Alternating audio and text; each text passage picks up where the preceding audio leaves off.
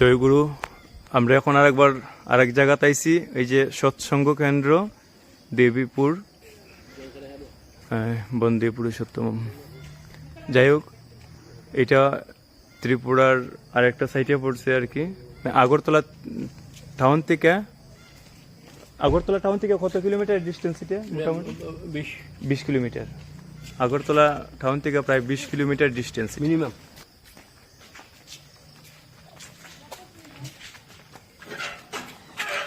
ওই যে এখানে মন্দির দেখা যাচ্ছে।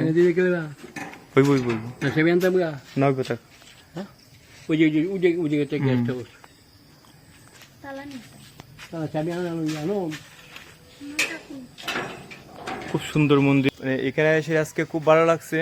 আর এখানের মন্দিরটা রাস্তার থেকে প্রায় 200 মিটার ভিতরে, মেইন রোড থেকে। সবচেয়ে বড় কথা হচ্ছে এখানের যে ওয়েদারটা খুবই ভালো, একদম মানে শিলংয়ের মতন।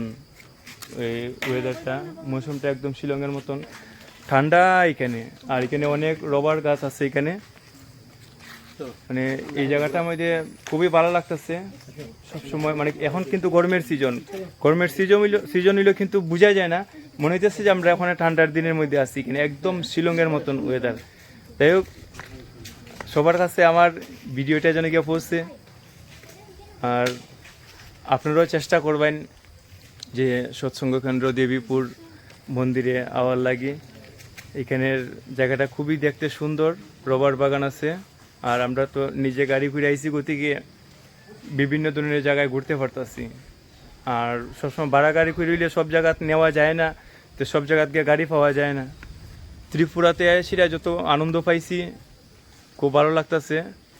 ত্রিপুরার মানুষও খুব ভালো। আর আমরার সঙ্গে যে প্রত্যেকটা ভিডিওর মধ্যে আমরার জীবনদা আছে, এই জীবনদা কিন্তু আমরারে প্রচুর মানে সার্ভিস দিতেছে। মানে ওই যে সৎসঙ্গীটার মধ্যে একটাই মানে জিনিস প্রমাণ পাওয়া যায়, নিঃস্বার্থভাবে মানুষে কাজ করিয়া যায়। তাই না, একদম নিঃস্বার্থভাবে আমরা লোকে কাজ করিয়া যেতেছে। আমরা যেভাবে কাজ করতেছে, মানে আমরা কোনোদিনও তাই নিয়ে অতটুকু কিছু করতে পারতাম না, তাই না, আমরা যতটুকু সেবা দিয়া যেতেছে। যাই হোক, আমি আর বেশি সময় করতেছি না, কারণ আমরা একবার এখান থেকে অন্য একটা জায়গায় যাইমু, আরেকটা মন্দিরে যাইতাম। তো যাই হোক বন্ধুরা, সবাই দেখুন এখানের ইয়েটা, গাছগাছালা আছে, রবার গাছ এগুলা। আমি একবার মন্দিরের গেটটা দেখাইতেছি, ওই যে মন্দিরের গেট। খুব ভালো লাগছে বন্ধুরা এখানে এসে। তবে আপনারা সবাই ভালো থাকুন, সুস্থ থাকুন। জয় গুরু।